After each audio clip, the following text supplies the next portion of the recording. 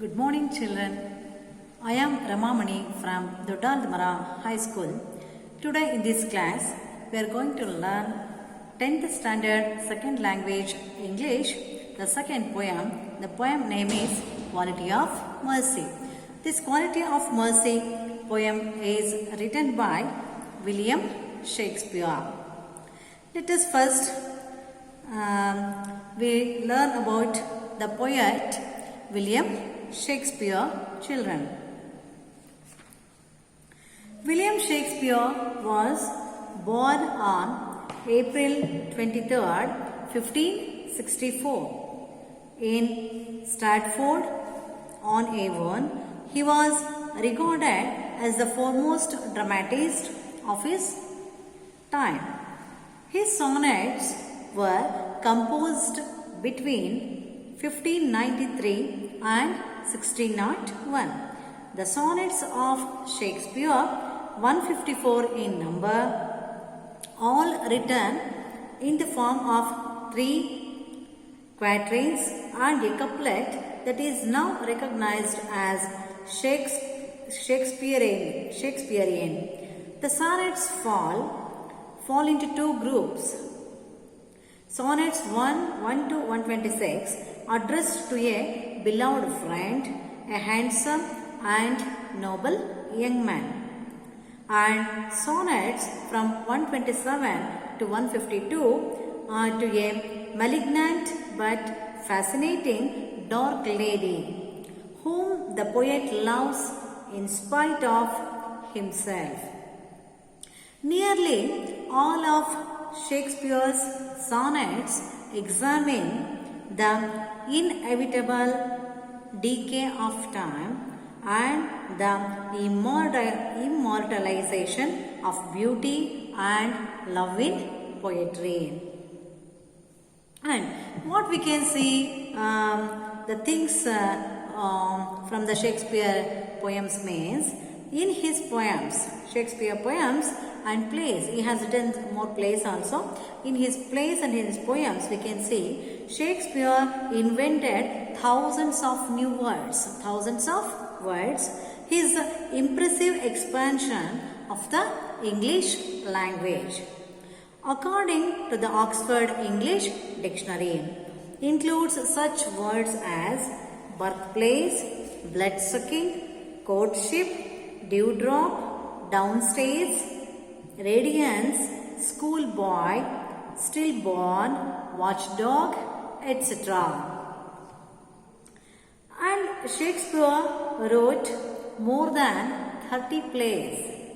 These are usually divided into 4 categories: histories, comedies, tragedies, and romances. His earliest plays were primarily comedies and histories, such as Henry VI and the Comedy of Errors. But in 1596, Shakespeare wrote Romeo and Juliet, his second tragedy, and over the next dozen years, he would return to the form, writing the plays for which he is now best known: Julius Caesar, Hamlet, Othello, King's Lear, Macbeth, and Antony and Cleopatra. In his final years, Shakespeare turned to the romantic with Cymbeline, A Winter's Tale, and The Tempest. This is all about the information we'll get about William Shakespeare, children. And he has written more plays and he has written more poems also, and is very famous for his sonnets, children. Okay, now let us go for the poem Quality of Mercy. What is mercy? Mercy means kind. Mercy means kind. Mercy means karune anta heli, dayagunavana ಹೊಂದಿರತಕ್ಕಂಥದ್ದು ಅಂತ ಹೇಳಿ. Quality of mercy. Here quality means guna. Quality means ಗುಣ. Quality of mercy, ದಯೆಯ ಗುಣ ಅಂತಕ್ಕಂಥದ್ದು ಹೇಗಿರಬೇಕು ಅಂತ ಹೇಳಿ ಈ ಒಂದು ಪದ್ಯದ ಮುಖಾಂತರ ನಾವು ತಿಳ್ಕೊಳ್ಳಿಕ್ಕೆ ಸಾಧ್ಯತೆ ಇದೆ. First of all I will read the poem first, afterwards I will explain to you. The quality of mercy is not strained. It droppeth as the gentle rain from heaven upon the place beneath. It is twice blessed. It blesseth him that gives and him that takes. Its mightiest in the mightiest it becomes. The throned monarch better than his crown. His sceptre shows the force of temporal power, the attribute to awe and majesty, wherein doth sit the dread and fear of kings. But mercy is above this sceptred sphere. It is enthroned in the heart of kings. It is an attribute to God Himself, and earthly power doth then show likest gods when mercy seasons justice. This is the poem Quality of Mercy. For the examination sake, they will be asked this poem for the memorization, children. This poem will come for the memorization. Okay. Here about the poem, we will understand first about the poem. This poem is extract taken from William Shakespeare's play. This is an extract taken from William Shakespeare's play. The Merchant of Venice. Portia comes dressed as a lawyer and speaks about mercy, which is the greatest virtue in the world.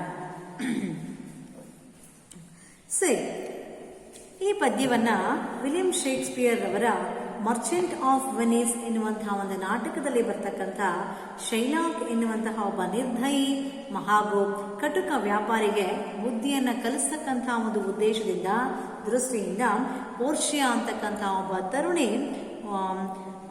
One Young lady ಅಟೋನಿಯೋ ಅಂತಕ್ಕಂಥ ದಯಾಪರ ವ್ಯಕ್ತಿಯ ಒಂದು ಜೀವವನ್ನು ಉಳಿಸೋದಕ್ಕೆ ನ್ಯಾಯಾಲಯಕ್ಕೆ ಕೋರ್ಟಿಗೆ ಅವಳು ಹೇಗೆ ಬರ್ತಾಳೆ ಅಂದರೆ ವಕೀಲೆಯ ಒಂದು ವೇಷದಲ್ಲಿ ಲಾಯರ್ ಒಂದು ಡ್ರೆಸ್ಸನ್ನು ಹಾಕೊಂಡು ಬಂದು ದಯೆಯ ಒಂದು ಪ್ರಾಮುಖ್ಯತೆಯ ಬಗ್ಗೆ ತಿಳಿಸ್ಕೊಡ್ತಕ್ಕಂಥ ಒಂದು ಪೊಯಮೆ ದ ಕ್ವಾಲಿಟಿ ಆಫ್ ಮರ್ಸಿ ಆಗಿದೆ.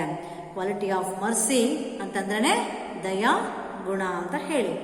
ಓಕೆ, ಈಗ ಲೈನ್ ಬೈ ಲೈನ್ ಅರ್ಥ ಮಾಡ್ಕೊಳ್ಳುವಂಥ ಪ್ರಯತ್ನ ಪಡೋಣ. ಈಗ the quality of mercy is not strained. ಇಲ್ಲಿ ವಿಲಿಯಂ ಶೇಕ್ಸ್ಪಿಯರ್ ಹೇಳ್ತಾರೆ ದ ಕ್ವಾಲಿಟಿ ಆಫ್ ಮರ್ಸಿ, ದಯೆಯ ಗುಣ ಅಂತಕ್ಕಂಥದನ್ನ is not strained. What you mean by strained here children? Strained means forced, compelled. Strained ಅಂದ್ರೇನು? ಫೋರ್ಸ್ಡ್, ಕಂಪೆಲ್ಡ್ ಅಂತ ಹೇಳಿ.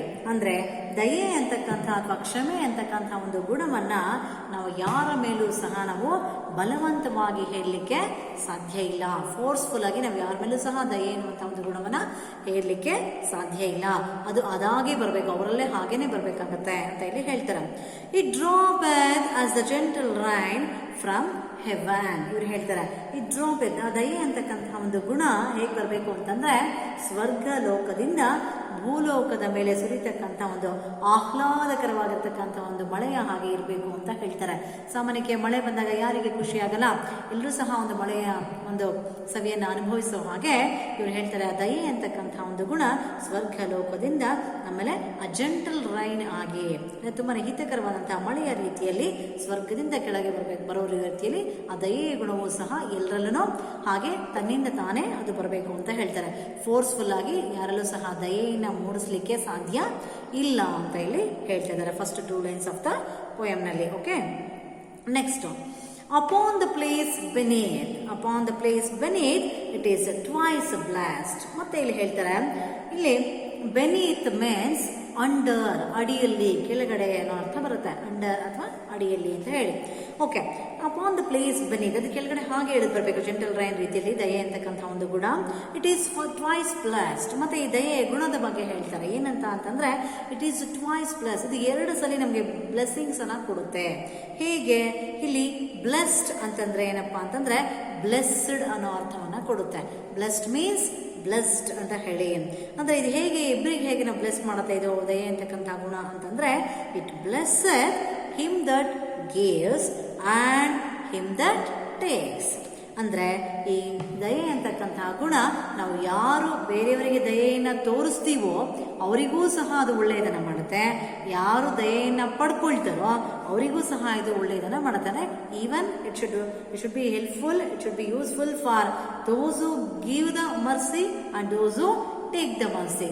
Giver and taker. ಓಕೆ, ಇಬ್ಬರಿಗೂ ಸಹ ಈ ಒಂದು ಮರ್ಸಿ ಅಂತಕ್ಕಂಥ ಒಂದು ಗುಣ ಒಳ್ಳೆದನ್ನ ಬ್ಲೆಸ್ಸಿಂಗ್ಸ್ ಅನ್ನ ಕೊಡುತ್ತೆ, ಬ್ಲೆಸ್ ಅನ್ನ ಮಾಡುತ್ತೆ. It is mightiest in the mightiest it becomes ಅಂತ ಹೇಳ್ತಾರೆ. It mightiest in the mightiest it becomes ಅಂದ್ರೆ ಇದು ಕೊಟ್ಟಷ್ಟು ಸಹ, ದಯೆಯನ್ನು ತೋರಿಸಿದಷ್ಟು ಸಹ ಈ ಗುಣ ನಮ್ಮಲ್ಲಿ ಏನಾಗುತ್ತೆ, ಅದು ನಮ್ಮಲ್ಲಿ ಹೆಚ್ಚೆಚ್ಚು ಒಳ್ಳೆಯದನ್ನೇ ಮಾಡ್ತಾ ಹೋಗುತ್ತೆ ಅಂತ ಇಲ್ಲಿ ಹೇಳ್ತಾರೆ. ಅಂದ್ರೆ ದಯೆ ಅಂತಕ್ಕಂಥದ್ದು ಕ್ಷಮಿಸುವ ಮತ್ತೆ ಕ್ಷಮಾದಾನಕ್ಕೆ ಒಳಪಡ್ತಕ್ಕಂಥ ಇಬ್ಬರಿಗೂ ಸಹ ಇದು ವರಪ್ರದವಾಗುತ್ತೆ. ಕ್ಷಮೆಯ ಧರಿತ್ರಿ ಎನ್ನುವ ಹಾಗೆ ಕ್ಷಮೆ ಅಂತಕ್ಕಂಥದ್ದು ಭೂಮಿಗೆ ಸಮಾನವಾಗಿರ್ತಕ್ಕಂಥದ್ದು. ಅಂದ್ರೆ ನಾವು ಭೂಮಿಯನ್ನ ತುಂಬಾ ಸಹಿಸಿಕೊಳ್ತಕ್ಕಂಥ ಒಂದು ಶಕ್ತಿಯನ್ನು ಹೊಂದಿರತಕ್ಕಂಥವಳು ಅಂತ ನಾವಿಲ್ಲಿ ಭೂಮಿ ತಾಯಿಗೆ ಹೋಲಿಸ್ತೀವಿ. ಅದೇ ರೀತಿಯಲ್ಲಿ ಈ ಒಂದು ಕ್ಷಮೆಯ ಗುಣವೂ ಸಹ ಏನಾಗ್ತದೆ, ಭೂಮಿಗೆ ಸಮಾನವಾಗಿರ್ತಕ್ಕಂಥದ್ದು. ಆ ಭೂಮಿ ಹೇಗೆ ಪೇಷನ್ಸ್ ಅನ್ನು ಒಳಗೊಂಡಿದೆಯೋ ಆ ರೀತಿಯಲ್ಲಿ ಈ ಕ್ಷಮಾಗುಣವೂ ಸಹ ಅಷ್ಟೇ ಒಂದು ಅಮೂಲ್ಯವಾಗಿರ್ತಕ್ಕಂಥದ್ದು ಅಂತ ಹೇಳ್ತಾರೆ.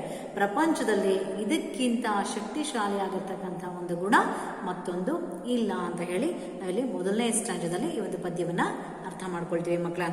ನಾವು come to the second stanza. Okay, the throned monarch better than his crown. His sculpture shows the force of temporal power, the attribute to awe and majesty, wherein doth set the dread and fear of kings. But mercy is above the sculptured sway ಅಂತ ಹೇಳಿ. ಅಂದ್ರೆ ಇಲ್ಲಿ the throned monarch, ಇಲ್ಲಿ the throned monarch ಅಂತ ಹೇಳ್ತಾ ಇದ್ದಾರೆ.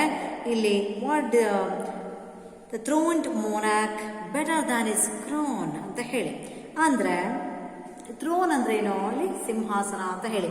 The throned monarch ಅಂದ್ರೆ ರಾಜ, ಚಕ್ರವರ್ತಿ ಆಗಿರ್ತಕ್ಕಂಥವನು, ಸಿಂಹಾಸನದ ಮೇಲೆ ಕೂತಿರ್ತಕ್ಕಂಥವನಿಗೆ ಈ ಒಂದು ಗುಣ ಹೆಚ್ಚಿಗೆ ಇರಬೇಕಾಗತ್ತೆ. ಬಿಕಾಸ್ ಅವನು ಜಡ್ಜ್ಮೆಂಟ್ ಅನ್ನ ಕೊಡುವಂತಹ ಒಂದು ಸ್ಟೇಜ್ ಅಲ್ಲಿ ಅವನು ಇರೋದ್ರಿಂದ ಬೆಟರ್ ದ್ಯಾನ್ ಹಿಸ್ ಕ್ರೋನ್, ಅವನು ತಲೆಗೆ ಕಿರೀಟವನ್ನ ಧರಿಸದೆ ಹೋದ್ರೂ ಸಹ ಅವನು ಈ ಒಂದು ಸಿಂಹಾಸನದ ಮೇಲೆ ಕೂತಾಗ ಅವನ ಕ್ಷಮೆಯ ಗುಣವನ್ನ ಹೊಂದಿರಲೇಬೇಕು ಅಂತ ಇಲ್ಲಿ ಹೇಳ್ತಾರೆ. ಅಂದ್ರೆ ಸಿಂಹಾಸನದ ಮೇಲೆ ಅಲಂಕರಿಸಿರ್ತಕ್ಕಂತಹ ಚಕ್ರವರ್ತಿ ಕಿರೀಟ ಪ್ರಯಾಣ ಆಗಿರಬೇಕು. ಕಿರೀಟವನ್ನ ಹೇಗೆ ಹೊಂದಿರ್ತಾನೋ ಅದೇ ರೀತಿಯಲ್ಲಿ ಅದರ ಜೊತೆಗೆ ಅವನು ಕ್ಷಮೆಯ ಧರಿತ್ರಿಯೂ ಸಹ ಆಗಿರಬೇಕು ಅಂತ ಇಲ್ಲಿ ಹೇಳ್ತಾರೆ. His sculpture shows. What do you mean by sculpture, children? Sculpture means a decorated rod carried by a king or a queen as a symbol of power.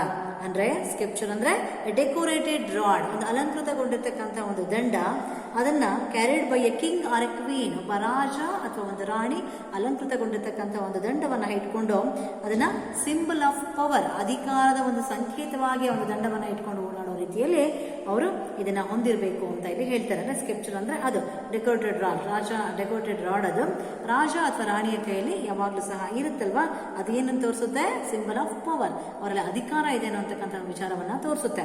ಅದು ಹೇಗೆ ಹೊಂದಿರ್ತಾರೋ ಆ ರೀತಿಯಲ್ಲಿ his sculpture shows the force of temporal power. What do you mean by temporal? Temporal ಅಂದ್ರೆ worldly power ಅಂತ ಹೇಳಿ. ಅಂದ್ರೆ ಇಡೀ ಪ್ರಪಂಚವನ್ನ ಗೆಲ್ತೀವಿ ಅಥವಾ ಗೆಲ್ಲಬಲ್ಲೆವು ಅನ್ನುವಂಥ ಒಂದು ಶಕ್ತಿನ ಹೊಂದಿರತಕ್ಕಂತಹ ರಾಜ ಅಥವಾ ರಾಣಿಗೆ ಹೊಂದಿರತಕ್ಕಂಥದ್ದು ಟೆಂಪರಲ್ ಮೀನ್ಸ್ ಅಂದ್ರೆ ವರ್ಡ್ಲಿ ಪವರ್ ಅಂತ ಹೇಳಿ. ಅಂದ್ರೆ ಅವನ ರಾಜದಂಡ ಶಿಕ್ಷೆ ಕೊಡುವ, ಬರೀ ಶಿಕ್ಷೆಯನ್ನು ಕೊಡ್ಲಿಕ್ಕಷ್ಟೇ ಉಪಯೋಗಿಸ್ತಕ್ಕಂಥ ದಂಡ ಆಗಿರಬಾರ್ದು, ಅದೊಂದು ತಾತ್ಕಾಲಿಕ ಅಧಿಕಾರದ ಸಂಕೇತ. ಅಂದ್ರೆ ಇಟ್ಸ್ ಎ ಟೆಂಪೊರರಿ ಪವರ್. ಕೆಲವು ದಿನಗಳ ವರೆಗೆ ಮಾತ್ರ ಇರ್ತಕ್ಕಂಥ ಒಂದು ಅಧಿಕಾರಾವಧಿಯಲ್ಲಿ ಯೂಸ್ ಮಾಡ್ತಕ್ಕಂಥ ಒಂದು ದಂಡ ಆಗಿರುತ್ತೆ. ಅದನ್ನು ಓನ್ಲಿ ಫಾರ್ ಪನಿಷ್ಮೆಂಟ್ಸ್ ಯೂಸ್ ಮಾಡ್ತಕ್ಕಂಥದ್ದು ಅಲ್ಲ ಅಂತ ಇಲ್ಲಿ ವಿಲಿಯಂ ಶೇಕ್ಸ್ಪಿಯರ್ ಅವರು ತಿಳಿಸ್ಕೊಡುವಂಥ ಪ್ರಯತ್ನ ಮಾಡ್ತಿದ್ದಾರೆ. The scripture shows the force of temporal power, the attribute to and majesty. ರಾಜ ಗಾಂಭೀರ್ಯವನ್ನು ತೋರಿಸ್ಲಿಕ್ಕಷ್ಟೇ ಆ ದಂಡವನ್ನು ಉಪಯೋಗಿಸ್ತಕ್ಕಂಥದ್ದು ಅಲ್ಲ. ಮೆಜೆಸ್ಟಿ ಆಟಿಟ್ಯೂಡ್ ಅಂದರೆ ವ್ಯೂ ಪಾಯಿಂಟ್ ಅಂತ ಹೇಳಿ, ಆಟಿಟ್ಯೂಡ್ ಅಂದರೆ ವ್ಯೂ ಪಾಯಿಂಟ್ ಅಂತ ಹೇಳಿ ಇಲ್ಲಿ ಅಟ್ರಿಬ್ಯೂಟ್ ಅಂತ ಒಂದು ಪದವನ್ನು ಕೊಟ್ಟಿದ್ದಾರೆ. ಅಟ್ರಿಬ್ಯೂಟ್ ಅಂತಂದ್ರೆ ಕ್ವಾಲಿಟಿ ಅಥವಾ ಕ್ಯಾರೆಕ್ಟರ್ ಅಂತ ಹೇಳಿ. ಅಟ್ರಿಬ್ಯೂಟ್ ಮೀನ್ಸ್ ಕ್ವಾಲಿಟಿ ಅಥವಾ ಕ್ಯಾರೆಕ್ಟರ್ ಅಂತ ಹೇಳಿ. ಅಂದ್ರೆ ಇದು ಅಟ್ರಿಬ್ಯೂಟ್ ಟು ಅಂಡ್ ಮೆಜೆಸ್ಟಿ, ರಾಜ ತನ್ನಲ್ಲಿರ್ತಕ್ಕಂಥ ಒಂದು ದಂಡವನ್ನ ಕೇವಲ ಅವನು ತನ್ನ ಕ್ಯಾರೆಕ್ಟರ್, ನನ್ನ ರಾಜ ಇಲ್ಲಿ ಅಂತ ಹೇಳಿ ತನ್ನ ದರ್ಪವನ್ನು ತೋರಿಸ್ಲಿಕ್ಕೆ ಅಷ್ಟೇ ಬಳಸ್ತಕ್ಕಂಥದ್ದು ಅಲ್ಲ ಅಂತ ಇಲ್ಲಿ ಅವರು ಹೇಳ್ತಿರೋದು. ಟೆಂಪರಲ್ ಪವರ್ ಆಗುತ್ತೆ, ಅಧಿಕಾರ ಆಗುತ್ತೆ. ಹಾಗಾಗಿ ಎಲ್ಲಿ ಬೇಕೋ ಅಲ್ಲಿ ಮಾತ್ರ ಬಳಸಬೇಕು ಅಂತ ಇಲ್ಲಿ ತಿಳಿಸ್ಕೊಡ್ತಾ ಇದ್ದಾರೆ. Where does sit the Dred and fear of Kings. ಆ ದಂಡವನ್ನ ನೋಡಿ ಜನ ರಾಜನಿಗೆ ಗೌರವವನ್ನು, ಮರ್ಯಾದೆಯನ್ನು, ಭಯವನ್ನು ತೋರಿಸ್ತಕ್ಕಂಥದ್ದು ಆಗಬಾರ್ದು. He should keep some good kindness towards the needy ones. Okay, but mercy is above this scripture's way. ಕೊನೆಗೆ ಶೇಕ್ಸ್ಪಿಯರ್ ಹೇಳ್ತಾರೆ, ದಿಸ್ ಮರ್ಸಿ ಅಂತಕ್ಕಂಥ ಒಂದು ಗುಣ ಈ ಸ್ಕ್ರಿಪ್ಚರ್ಡ್ ಅಂದ್ರೆ ಅವನ ರಾಜನ ದಂಡದ ಅಧಿಕಾರಕ್ಕಿಂತ ಉನ್ನತವಾಗಿರ್ತಕ್ಕಂಥದ್ದು ಈ ಮರ್ಸಿ ಅಂತಕ್ಕಂಥ ಗುಣ ಅಂತ ಇಲ್ಲಿ ಅವರು ತಿಳಿಸ್ಕೊಡ್ತಾ ಇದ್ದಾರೆ. ಅಂದ್ರೆ ಅದನ್ನು ತಾತ್ಕಾಲಿಕವಾಗಿರ್ತಕ್ಕಂಥ ಅಧಿಕಾರದಲ್ಲಿ ಬಳಸ್ತಕ್ಕಂಥ ಸಂಕೇತವೇ ಹೊರತು ಅವನು ತೋರಿಸ್ತಕ್ಕಂಥ ರಾಜದರ್ಪ ಅಥವಾ ಅವನ ಶಾಸನ ಅಥವಾ ಒಂದು ಅಧಿಕಾರಗಳೇನಿದೆ ಅದೆಲ್ಲವೂ ಸಹ ಪ್ರಯೋಜನಕ್ಕೆ ಬರುವುದಿಲ್ಲ. ಕ್ಷಮಾಗುಣದ ಮುಂದೆ ಅವೆಲ್ಲ ಸಹ ಕ್ಷುಲ್ಲಕವಾಗಿ, ಕುಬ್ಜವಾಗಿ ಕಾಣುತ್ತೆ ಅವೆಲ್ಲವೂ ಸಹ ಅಂತ ಹೇಳಿ 2ನೇ ಸ್ಟ್ಯಾಂಜದಲ್ಲಿ ತಿಳಿಸ್ಕೊಡುವಂಥ ಪ್ರಯತ್ನವನ್ನ ಮಾಡ್ತಾ ಇದ್ದಾರೆ. And now come to the 3rd stanza children. It is enthroned in the heart of kings. It is an attribute to God himself, and earthly power doth then show likest to gods when mercy seasons justice ಅಂತ ಹೇಳ್ತಾರೆ. ಏನಿಲ್ಲಿ third standard, it is enthroned in the heart of kings. Again, William Shakespeare is stressing here that this kindness or this mercifulness, it is already should come in the heart of kings. ಅವಾಗ ಯಾವಾಗಲೂ ಸಹ ರಾಜನ ಮನಸ್ಸಿನಲ್ಲಿ ಒಂದು ಕ್ಷಮಾಗುಣ ಅದಾಗದೆ ಬಂದಿರಬೇಕು. It is an attribute. Attribute means quality or character ಆಗಿರೋದ್ರ ಜೊತೆಗೆ ಅವನಲ್ಲಿ ಬಂದಿರಬೇಕು ಒಂದು ಗುಣ, ಅವನ ನಡವಳಿಕೆಯಲ್ಲೇ ಇರಬೇಕು ಕ್ಷಮೆ ಅಂತಕ್ಕಂಥ ಒಂದು ಗುಣ. ಆ್ಯಂಡ್ ಟು ಗಾಡ್ ಹಿಮ್ಸೆಲ್ಫ್, ದೇವರಲ್ಲಿ ಹೇಗೆ ಕ್ಷಮಾಗುಣ ಇರುತ್ತೋ ಹಾಗೆ ರಾಜನಲ್ಲೂ ಸಹ ಇರಬೇಕು ಅಂತ ಹೇಳ್ತಾರೆ. And earthly power doth then show likest gods, likest gods ಅಂತ ಹೇಳ್ತಾರೆ. ಎಂಥ್ರೋನ್ಡ್ ಅಂದ್ರೆ ಸೀಟೆಡ್, ಅವನ ರಾಜ್ಯದಲ್ಲಿ ಹೇಗೆ ಒಂದು ಸೀಟನ್ನು ಹೊಂದಿರ್ತಾನೆ ಆ ರೀತಿಯಲ್ಲಿ ಈ ಒಂದು ಗುಣವೂ ಸಹ ಅವನಲ್ಲಿ ಇರಬೇಕಾಗತ್ತೆ. ಅಂಡ್ ದೆನ್ ಲೈಕೆಸ್ಟ್ ಗಾಡ್ಸ್ ಅಂತ ಹೇಳಿ ಕೊಟ್ಟಿದ್ದಾರೆ. ಲೈಕ್ ದಟ್ ಆಫ್ ಗಾಡ್ ಅಂದ್ರೆ ದೇವರು ಹೇಗೆ ಹೊಂದಿರ್ತಾನೋ ಹಾಗೆ ಇವನು ಸಹ ಹೊಂದಿರಬೇಕು ಅನ್ನೋ ಅರ್ಥವನ್ನ ಇದು ಕೊಡುತ್ತೆ. ಆಮೇಲೆ earthly power doth then show likest God's, ದೇವರ ಹಾಗೆ ಇವನು ಸಹ ಅದನ್ನು ಹೊಂದಿರಬೇಕು. ವೆನ್ ಮರ್ಸಿ ಸೀಸನ್ಸ್ ಜಸ್ಟಿಸ್ ಅಂದ್ರೆ ಈ ಒಂದು ಮರ್ಸಿ ಅಂತಕ್ಕಂಥದ್ದು ದಯೆಯ ಗುಣವನ್ನು ಹೊಂದಿದ್ದಾಗ ಆಗ ಕರೆಕ್ಟಾಗಿ ಏನಾಗುತ್ತೆ, ಜಸ್ಟಿಸ್, ಯಾರಿಗೆ ನ್ಯಾಯ ಸಿಗಬೇಕೋ ಅವರಿಗೆ ಕರೆಕ್ಟಾಗಿ ನ್ಯಾಯ ಸಿಗುವ ಹಾಗೆ ಆಗುತ್ತೆ. ಜಸ್ಟಿಸ್ ಅಂತಕ್ಕಂಥದ್ದು ಲಭ್ಯ ಆಗುತ್ತೆ ಅಂತ ಇಲ್ಲಿ ಪದ್ಯದಲ್ಲಿ ಹೇಳ್ತಾರೆ. ದಯೆ ಅಂತಕ್ಕಂಥದ್ದು ರಾಜನ ಹೃದಯದಲ್ಲಿ ಸದಾ ನಿಂತಿರಬೇಕು. ದೇವರಂತೆ ರಾಜನೂ ಸಹ ಯಾವಾಗಲೂ ದಯಾಪರನಾಗಿರಬೇಕು. ಭೂಲೋಕದ ಒಡೆಯನಾಗಿರ್ತಕ್ಕಂತಹ ರಾಜ ದಯೆ ಎನ್ನುವಂತಹ ಒಂದು ನ್ಯಾಯವನ್ನ ಪರಿಪಾಲಿಸಲೇಬೇಕು ಅಂತ ಹೇಳಿ ಈ ಒಂದು ಪದ್ಯದಲ್ಲಿ ನಮಗೆ ತಿಳಿಸ್ಕೊಟ್ಟಿದ್ದಾರೆ ಮಕ್ಕಳೇ. William Shakespeare quality of mercy ಪದ್ಯದಲ್ಲಿ ತಿಳಿಸ್ಕೊಟ್ಟಿದ್ದಾರೆ. And this poem is in the examination they will definitely ask you for the memorization purpose. Okay, now let us see the summary of the poem, children. Okay, what is the summary of the poem? William Shakespeare written The Quality of Mercy. The quality of mercy is not compelled, it is not forced, it drops down from heaven as a gentle rain upon the earth, blessing both the giver and the receiver. This quality is very mighty and is like a majestic enthroned monarch who is looked with awe due to his sceptre and crown. The sceptre creates awe and fear in the hearts of the people. But mercy is above this scripture's way. Mercy resides in the hearts of the king and is a quality of God himself. If mercy is a part of justice, then this earthly power shines like a godly power. Underline the point, children. If mercy is a part of justice, then this earthly power shines like a godly power, children. Okay. Now here we can see a few question answers also. Okay. Mercy is compared to something in the first two lines of the poem.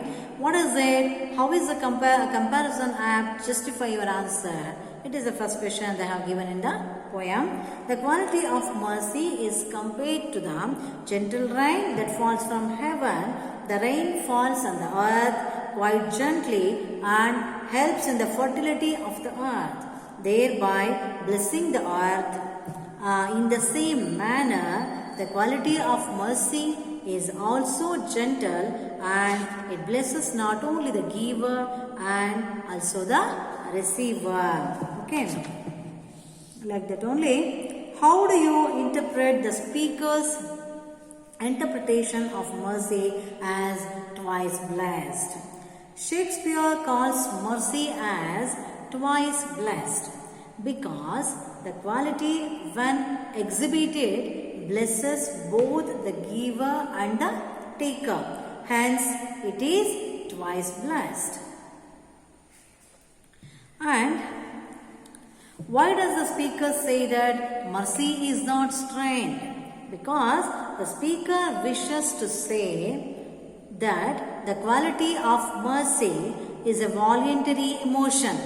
Quality of mercy is a voluntary emotion and it cannot be forced or compelled by anyone. This feeling has to come from within yourself. From within yourself or oneself. Okay. This is all about the poem called Quality of Mercy of 10th standard. Okay. I think all of you understand very well of this poem, children, and I have written some of the glossary words on the blackboard. Strained, forced, compelled, droppeth, drops, blessed, blessed, sceptre, decorated rod carried by a king or a queen as a symbol of power, and then temporal, worldly power, then attribute, viewpoint, majesty, royal power, and dread, dead, attribute, quality or character, ennobles, makes something noble. This is all about Quality of Mercy poem. I hope you understand well about this poem. Thank you, children.